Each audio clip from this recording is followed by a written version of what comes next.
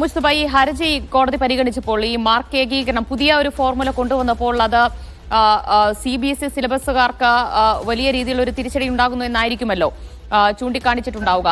അതിനെ ഖണ്ഡിക്കുന്ന വാദങ്ങളൊന്നും സർക്കാരിന്റെ ഭാഗത്തുനിന്ന് ഉണ്ടായിരുന്നില്ലേ?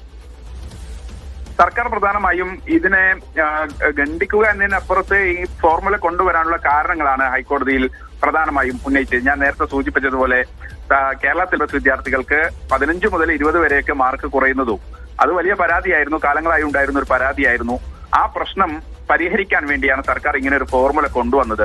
+2 മാർക്കും പ്രവേശന പരീക്ഷാ മാർക്കും ചേർത്ത് ഇങ്ങനെ 600 മാർക്കിലാണ് പോയിന്റ് നിശ്ചയിക്കുക.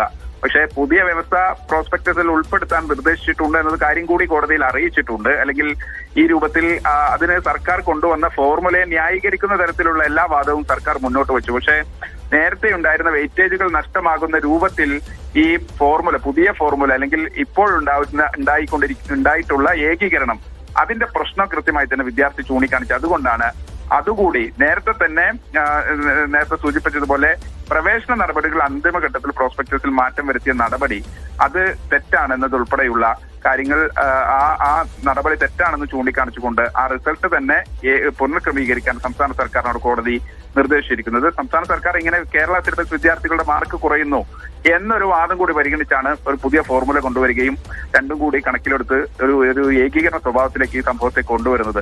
അതൊരു പ്രശ്നമായി കണ്ടാണ് CBSE വിദ്യാർത്ഥികൾ കോടതിയെ സമീപിക്കുന്നത്. ആ വാദം അംഗീകരിച്ചിരിക്കുന്നു. കേരള സിലബസ് വിദ്യാർത്ഥികളെ സംബന്ധിച്ചിടത്തോളം തിരിച്ചടിയാണ്. സംസ്ഥാന സർക്കാരിന്റെ വാദങ്ങൾക്ക് വേണ്ടത്ര മുഖവില കോടതിയിൽ ഉണ്ടായിട്ടില്ല എന്നുള്ളത് തന്നെയാണ് പ്രധാനം.